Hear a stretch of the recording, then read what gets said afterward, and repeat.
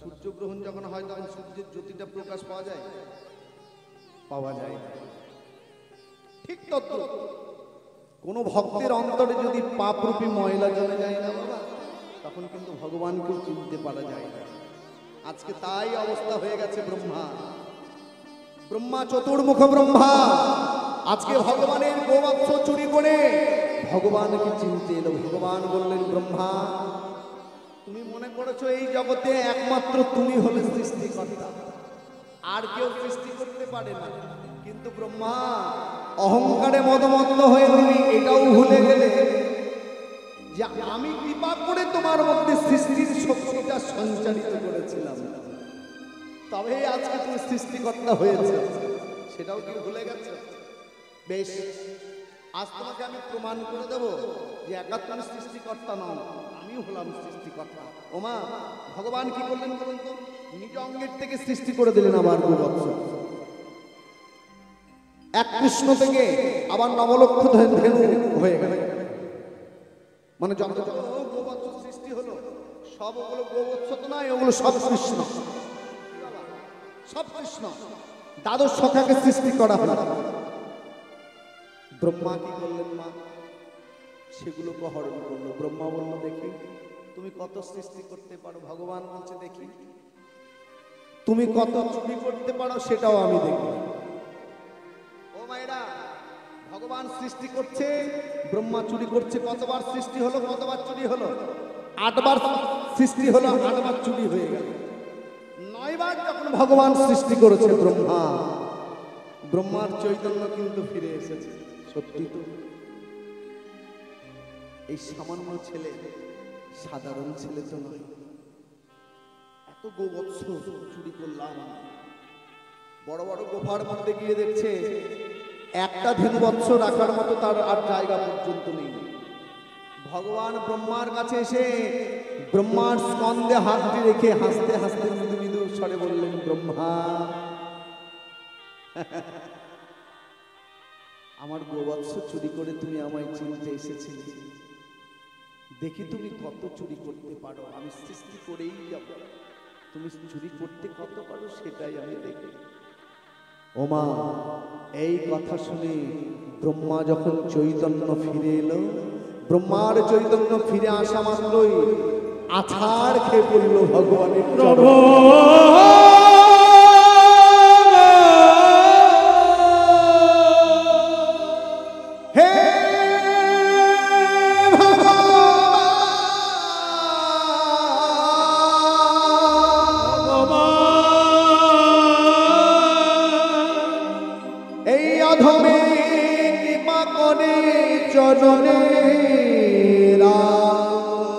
চরণে রাখো ওগো ভগবান, নিজ গুণে কৃপা করে চরণে রাখো। প্রভু, অপরাধ করেছি প্রভু, আমায় তুমি ক্ষমা করে দাও। সত্যি প্রভু, আমি তোমায় চিনতে পারিনি। আমি অহংকারে মদমত্ত হয়ে, আমি সৃষ্টিকর্তার অহংকারে মদমত্ত হয়ে আমি তোমায় চিনতে এলাম। সত্যি তো প্রভু, সত্যি তো, আমি তোমাকে তো ধ্যান করে চিনতে পারতাম, তা তো আমি করিনি। প্রভু, তুমি আমায় ক্ষমা করে দাও। ভগবান বললেন, শোনো ব্রহ্মা, তুমি যে অসুর বৃত্তি আজকে আমার সঙ্গে করলে, আমি তোমায় অভিশাপ দিলাম। যে অসুর বৃত্তি মন নিয়ে তুমি আজকে আমাকে চিনতে এসেছিলে, আগত ভবিষ্যৎ যুগে ওই তোমার অসুর বলে জন্ম হবে। তখন বললেন, বাবা কথাটা এখানে এই জায়গাটা একটু ধরবেন। বললেন, আগত ভবিষ্যৎ যুগে। আগত ভবিষ্যৎ যুগটা কোন যুগ? হরে কৃষ্ণ মায়েরা, গরু চুরি কোন যুগে হলো বাবা? জেনে নিতে হবে মা। গরু চুরি কোন যুগে হলো বাবা? দাপর যুগে। আর আগত ভবিষ্যৎ যুগটা কোন যুগে এলো? সত্য যুগ। হরে কৃষ্ণ। হয়তো অনেকে জ্ঞান পিপাসু ভক্তরা চিন্তা করবেন, সত্যি তো বাবা, দাপর যুগে গরু চুরি হলো, তার ফলাফল সত্য যুগে তো বাবা, কিন্তু আমাদেরকে তো শাস্ত্রে অনুসন্ধান করে চলতে হয়। শাস্ত্র বারবার করে প্রমাণ দিচ্ছে, বারবার করে প্রমাণ দিচ্ছে অনন্ত কৃষ্ণের লীলা, অনন্ত মহিমা, নারদাদি ব্যাসদেব নীতি নারী সীমা, নীতি নারী সীমা।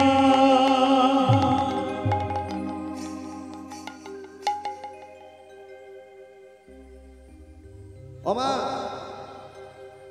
তাহলে আমরা এখান থেকে জানতে পারলাম যেমন দাপর যুগে, সত্য যুগে রাজা দিলীপ, সত্য যুগের কথা বলছি বাবা, রাজা দিলীপ তার গুরুদেবের কাছে, তার গুরুদেব বৈশিষ্ট্যের কাছে কৃষ্ণ কথা শুনতে চেয়েছিলেন তখন সত্য যুগে। তাহলে সেই থেকেও প্রমাণ হয় যে সত্য যুগের আগেও একটা দাপর যুগ ছিল। তাহলে সেই সত্য যুগের আগে যে দাপর যুগ, সেই দাপর যুগে ব্রহ্মা ভগবানের চরণে গরু চুরি করে অপরাধ করে তার ফলাফল পরবর্তী যুগে সত্য যুগে ভোগ করলেন। জন্ম হলো কোথায়? ভগবানের অভিশাপে দত্তকুলে জন্ম হয়ে গেল, নাম হয়ে গেল হিরণ্যকশিপুর সন্তান, নাম হয়ে গেল প্রহ্লাদ। কত বলবো হরে কৃষ্ণ। প্রথম রাত্রিমা বলতে বলতে সময় পেরিয়ে যাবে, কিন্তু আপনাদের মতো আজকে যতটুকুই ভক্ত আজকে পেলাম, আমি বলতে বাধ্য, খুবই শান্ত প্রিয় ভক্ত পেয়েছি আপনাদেরকে। হ্যাঁ মা, বলতে বলতে আনন্দ বাড়ছে, কথা বাড়ছে, যদিও শরীর অসুস্থ বাবা, কিন্তু আপনাদের ওই যে চরণধুলি আমার মাথায় আছে, কিচ্ছু হবে না। মা, তাহলে তাহলে এই ভক্ত প্রহ্লাদ জন্মগ্রহণ করলো বাবা দত্তকুলে হিরণ্যকশিপু। দেখুন, খুবই গভীর জগতের কথা বলে দিচ্ছি। এই যে আমরা সবাই বলি ভক্ত প্রহ্লাদ, ভক্ত প্রহ্লাদ, ভক্ত প্রহ্লাদ, প্রহ্লাদ কি করে ভক্ত হলো জানা আছে বাবা? কি গো, প্রহ্লাদ কি করে ভক্ত হলো? এ ধ্যান করে ভক্ত হয়নি, কিন্তু যাগযজ্ঞ হোম দর্পণ করে ভক্ত হয়নি, মাতৃগর্ভে থাকতেই সেই ভক্ত হয়ে গেছে। এটা কি করে সম্ভব? মাতৃগর্ভে থাকতেই ভক্ত হয়ে গেল, কার গুণে? মা করেছিল সাধু সঙ্গ। মায়ের নাম কি? দয়াধু। বাবার নাম হলো হিরণ্যকশিপু, এক সমানে দত্ত, মানে একেবারে খুবই খতরনাক দস্যু বাবা। নিতাই গৌর হরি বল, রাধে রাধে। ও মা, তাহলে খুবই ভয়ঙ্কর দস্যু ছিল। জয়গুরু। যেমন চার যুগে ভগবানরা দুজন করে যুগলে, তো চার যুগে দত্তরাই দুজন করে যুগলে হচ্ছে। ভগবানরা যেমন লক্ষ্মী নারায়ণ, সত্য যুগের কথা বলছি, লক্ষ্মী নারায়ণ, ত্রেতা যুগে সীতা দেবী রামচন্দ্র, তারপর যুগে রাধা কৃষ্ণ, কলিতে গৌর বিষ্ণু প্রিয়া, যুগল দুজন করে। সত্য যুগে হিরণ্যাক্ষ, হিরণ্যকশিপু দুজন। আবার সেই ত্রেতা যুগে রাবণ, কুম্ভকর্ণ, দাপর যুগে কংস, শিশুপাল, আর কলিযুগে এরাই হলো জগাই মাধাই, নিতাই গৌর হরি বল। মিলে গেল। তাহলে এদের মধ্যে খ্যাতনামা দস্যু হলো হিরণ্যকশিপু, তার সন্তান কিন্তু এই যে ভক্ত প্রহ্লাদ। তা কি করে ভক্ত হলো? মা করেছিল সাধু সঙ্গ। একদিন হলো কি জানেন? স্বর্গরাজ ইন্দ্রের সঙ্গে, স্বর্গের রাজা, দেবতাদের রাজা ইন্দ্রের সঙ্গে দত্তদের রাজা হিরণ্যকশিপুর একটা সংগ্রাম বেঁধে গেল, মারামারি যুদ্ধ বেঁধে গেল, কাটাকাটি একেবারে। যুদ্ধ বাঁধলো যে সর্বদিক থেকে আজকে সর্বভাবে হিরণ্যকশিপুকে ওই দেবরাজ ইন্দ্র পরাজিত করে দিল। দেবরাজ ইন্দ্র পরাজিত করে দিল। দেবরাজ ইন্দ্রের ক্রোধ আজকে এত চেপে গেছে, সম্মান হচ্ছে না, যাকে পাবো তাকে মারবো একেবারে।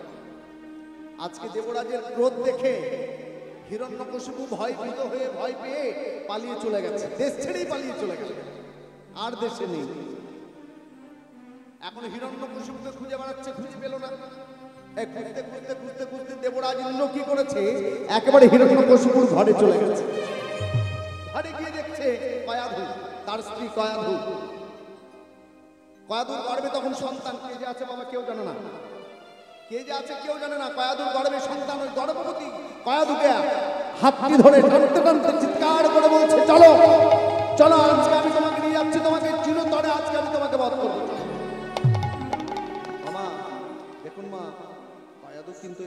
হিরণ্যকশিপুর স্ত্রী কয়াধু, সে কিন্তু কৃষ্ণ ভক্ত। সে চিৎকার করে যখন তাকে টানতে টানতে নিয়ে যাচ্ছে ইন্দ্র, গর্ভের সন্তান, সে গর্ভবতী, চিৎকার করে ডাকছে, হে ঠাকুর, হে ভগবান, আমার সন্তানকে রক্ষা করো, আমার সন্তানকে রক্ষা করো। এক মন প্রাণ দিয়ে কাঁদতে কাঁদতে যখন ভগবানকে ডেকেছে, ভগবানের লীলা খেলা দেখুন বাবা, সঙ্গে সঙ্গে ভক্তকে পাঠিয়ে দিলেন কয়াধুর কাছে। কয়াধুর কাছে ভক্তকে পাঠিয়ে দিলেন। ভক্তটিকে ঋষিশ্রেষ্ঠ নারদ মুনি, ঋষিশ্রেষ্ঠ নারদ মুনিকে পাঠিয়ে দিয়ে বলছেন, যাও ভক্তের রক্ষা করো। নারদ মুনি, এই প্রথমতে নারদ মুনির সঙ্গে দেখা হয়ে গেল দেবরাজ ইন্দ্রের। দেবরাজ ইন্দ্র টেনে টেনে নিয়ে আসছি কয়াধুকে। নারদ মুনি ইন্দ্রের এই কার্যকলাপ দেখে বলছে, ছি ছি ছি ছি ছি ছি ছি ছি,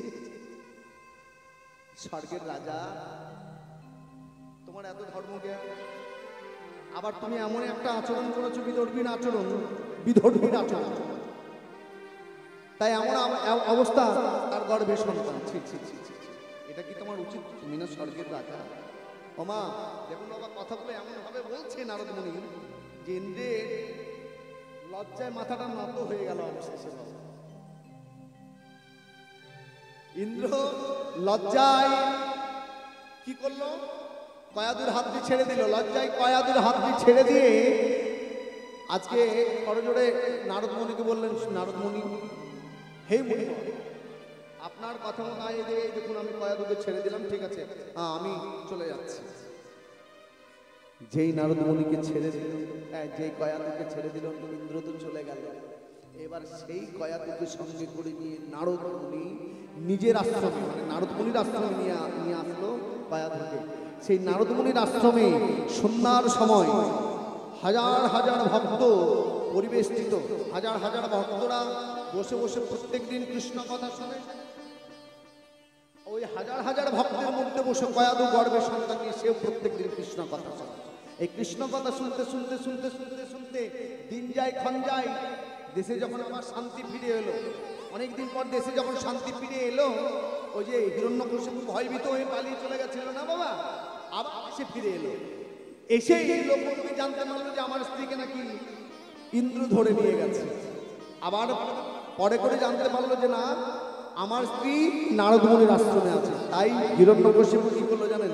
হিরণ্যকশিপু নারদ মুনির আশ্রমে গিয়ে নারদ মুনির কাছে করজোড়ে গিয়ে স্বীকারোক্তি করছে, আহা মুনিবর, আপনার কোনো জবাব হয় না, আপনি এইভাবে আমার স্ত্রীকে রক্ষা করেছেন, আপনার কাছে আমি চিরকৃতজ্ঞ হয়ে রইব, চিরকৃতজ্ঞ হয়ে রইলাম। নারদ মুনি বলছে, শোনো শোনো, এত কথা আমি শুনবো না। হে হিরণ্যকশিপু, আমি এত কথা তোমার শুনবো না, আমি তোমার কাছ থেকে দুটো কথা শুনবো, মাত্র দুটো কথা। কি কি? না তোমার মনের মধ্যে যে হিংসা, এই হিংসা থাকবে না তো? ক্রোধ, এই ক্রোধ আর বাড়বে না তো? স্বীকারোক্তি করছে, বলছে হে মুনিবর, আমার মনের মধ্যে হিংসাও থাকবে না আর এই ক্রোধও বাড়বে না। বেশ ঠিক আছে। কয়াধুর হাতটি ধরে হিরণ্যকশিপুর হাতে তুলে দিয়ে বলছে, এই নাও, যাও, স্ত্রীকে ঘরে নিয়ে যাও, যাও। এবার শান্তিপূর্বক শান্তিভাবে সংসার করা যাও। ওমা ওই যে কয়াধুকে ঘরে নিয়ে এলো। কিছুদিন পরে দেখতে দেখতে কিছুদিন পরে গর্ভের সন্তান ভূমিষ্ঠ হলো, নাম হয়ে গেল ভক্ত প্রহ্লাদ। কিন্তু বাবা, ভক্তটা হলো কি করে? অপূর্ণতা থেকে গেল, পূর্ণ করে দিল। ওই যে গর্ভের সন্তান নিয়ে প্রত্যেক দিন নারদ মুনির আশ্রমে কৃষ্ণ কথা শুনতো কয়াধু। এই কৃষ্ণ কথা শুনতে শুনতে শুনতে শুনতে তার দেহ মন প্রাণ কৃষ্ণময় হয়ে গেল, তার দেহ মন প্রাণ কৃষ্ণময় হয়ে গেল। কৃষ্ণকে পাবার ইচ্ছা জাগলো তার। এদিকে যখন কয়াধুর কৃষ্ণকে পাবার ইচ্ছা জাগলো, গর্ভের সন্তান একদিন গর্ভের থেকে চিৎকার করে বলে উঠলো, কই কৃষ্ণ, ওই কৃষ্ণ, কোথা কৃষ্ণ, কোথায় কৃষ্ণ, কোথা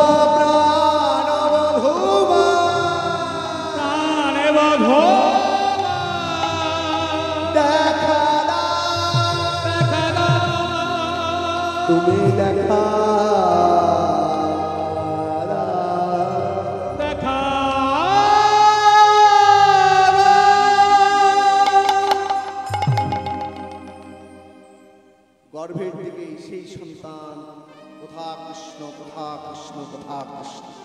বলে উঠল। এই কথাটা আজকে সঙ্গদোষে রঙ্গ হয় বলা। আজকে আপনারা আমার সঙ্গে আছেন, কথাটা মেনে নিন। কিন্তু হে ভক্তমণ্ডলী, বৈষ্ণব মহামণ্ডলী, এমনও তো কিছু ভক্ত থাকবে এই বিজ্ঞানের যুগে এই কথাটা কেউ মেনে নেবে না। বাবা, বিজ্ঞানের যুগে এটা কেউ মানবে না, মেনে নেবে কি? মাইকে চৈতন্য এমন কি কথা বলে দিল, গর্ভের সন্তান মা কানে শুনলো কৃষ্ণ কথা, গর্ভের সন্তান কৃষ্ণ ভক্ত হয়ে গেল। কি গো মায়েরা, বিজ্ঞানের যুগে কেউ মানবে না। তা যারা মানছে, এটা তো বিজ্ঞানের যুগের কথা, যে আমি এটা মানতে পারবো না, তাই তাদেরকে আপনি বিজ্ঞানের যুগের কথা দিয়ে বুঝিয়ে দিন। আধ্যাত্মিক জগতের সঙ্গে বিজ্ঞানের কতটা মিল দেখুন বাবা। ও মা, যারা মানছে না যে এই কথাটা আমি মানবো না, তাদেরকে আপনি বলুন যে আচ্ছা, যখন কোনো গর্ভবতী মা যখন ডাক্তার কি উপদেশ দেয়, চিকিৎসা করে ডাক্তার কি উপদেশ দেয়, আপনি বাজে কিছু কিন্তু খাবেন না। বিজ্ঞানের যুগে যদি মা বাজে কিছু চোখে দেখে, সন্তানের যদি ক্ষতি হয়, বিজ্ঞানের যুগে যদি মা ঘোরতর শব্দের সামনে দাঁড়ায়, সন্তানের যদি ক্ষতি হয়, তাহলে আমাদের ভাগবতীয় মতে, শাস্ত্রীয় মতে, মা যদি কানে কৃষ্ণ কথা শ্রবণ করে, গর্ভের সন্তান কেন কৃষ্ণ ভক্ত হবে না? হৃদয় গৌর হরি। এই কারণে ভক্ত হলো, তার নাম হলো ভক্ত প্রহ্লাদ। কিন্তু মা, অতি দুঃখের বিষয়, সত্য যুগে সেই ভগবানকে পেল না, সত্য যুগে ভগবানকে পেল না। দাপর যুগে, ত্রেতা যুগে জন্মগ্রহণ করলো, আবার সেই সাধনার দেহ ত্রেতা যুগে ফিরে এলো। ত্রেতা যুগে ওই যে বললাম বিভীষণের পুত্র তরণীশেন, সেও ভগবানকে ত্রেতা যুগে পেল না। ওই যে যুদ্ধক্ষেত্রে কাটামুন্ড রাম রাম বলে চিৎকার করে কেঁদেছে। দাপর যুগে ফিরে এলো, ঋচিক মুনির ঔরস জন্মগ্রহণ হলো, নাম হলো ব্রহ্ম। একদিন ঋচিক মুনি ব্রহ্ম মানে পুত্র ব্রহ্মকে জিজ্ঞেস করলেন, আদেশ করলেন, বললেন শোনো পুত্র, তুমি একটা কাজ করো, তুমি আমাকে কিছু তুলসী পাতা এনে দাও চয়ন করে, আমি কৃষ্ণ সেবা। তুলসী পাতা এনে দিল বাবা, কিন্তু তুলসী পত্রের মধ্যে ছিল শত শত পোকা। পোকাযুক্ত তুলসী পত্র দেখে ঋচিক মুনি তারই পুত্র ব্রহ্মকে অভিশাপ দিয়ে দিলেন।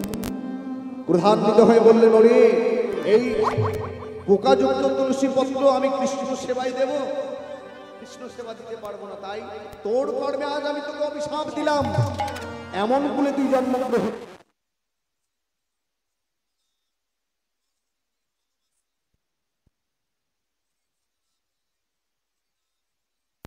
তোকে শত শত লাঞ্ছনা, গঞ্জনা, দুঃখ, কষ্ট, এমনকি 22 বাজারের বেত্রাঘাত সহ্য করতে হবে।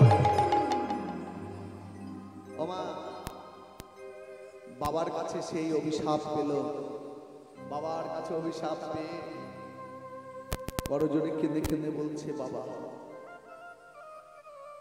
আমি তো তোমার পুত্র, আমি আমার যতই কষ্ট হোক না কেন, 22 বাজারের বেত্রাঘাত হোক না কেন, আমি সব সহ্য করে নেব, কিন্তু বাবা তুমি আমাকে আশীর্বাদ করো, ওই 22 বাজারের বেত্রাঘাত সহ্য করেও আমি যেন কৃষ্ণ নামে গাইতে পারি, কৃষ্ণ নামে গাইতে পারি,